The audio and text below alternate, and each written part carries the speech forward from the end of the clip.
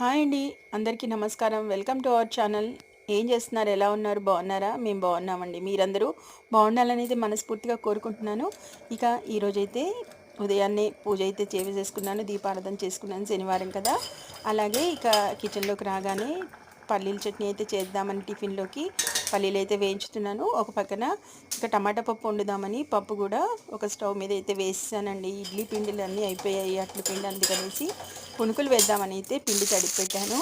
ఇక ఇక్కడ చూస్తున్నారు కదా, మిరపకాయలు కూడా వేయించేస్తున్నాను అనమాట చట్నీలోకి.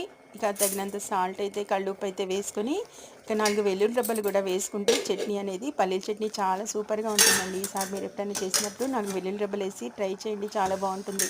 ఇక్కడ పప్పు అయితే నేను ఇత్తడి పాత్రలో అయితే వండుతున్నాను. ఎందుకంటే ఇక కుక్కర్లో వండి బోర్ అనిపించింది. పిల్లలు కూడా టేస్ట్ అంతగా రావట్లేదమ్మా ఇది వరకుట్లాగా అంటున్నారు అనేసి ఇక ఇత్తడి పాత్రలో అయితే ట్రై చేస్తున్నాను. ఈ మధ్య రేర్గా అయితే నేను ఇత్తడి పాత్రలను అయితే వండుతున్నాను. ఇది ప్రసాదం గిన్నె అనమాట.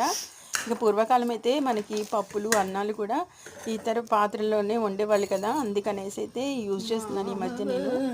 ఇక ఇక్కడైతే నేను పల్లీల చట్నీ రెడీ అయిపోయింది. అందుకని పోపు అనేది వేస్తున్నాను అనమాట. ఏం లేదు, కొన్ని ఆవాలు, ఎండుమిరపకాయలు, కరివేపాకు అయితే వేసి ఇక పోపు అయితే నేను ఈ విధంగా అయితే వేస్తానండి. చూస్తున్నారు కదా, పల్లీల చట్నీ అయితే రెడీ అయిపోయింది. ఇక పోపు కూడా వేసేసాను. ఒక పక్క నుంచి పప్పు అయితే ఎంతవరకు అయిందని చూశాను. ఇక ముక్కలు అయితే వేసి పసుపు, ఉప్పు, కారం అది వేసాం కదా, ఇక ఆల్మోస్ట్ ఆల్ ఉడుకు పట్టింది. ఇప్పుడు చింతపండు అయితే గుజ్జు తీసుకొని రెడీగా పెట్టుకున్నాను. ఇక అది కూడా యాడ్ చేసేస్తానమాట. ఇప్పుడు నేనైతే ఈ విధంగా చేస్తానండి టమాటా పప్పు. మరి మీరు ఏ విధంగా చేస్తారనేది తప్పకుండా కామెంట్ సెక్షన్లో తెలియచేయండి. అలాగే టమాటా పప్పు ఎంతమందికి ఇష్టమో కూడా కామెంట్ సెక్షన్లో నాతో షేర్ చేసుకోండి.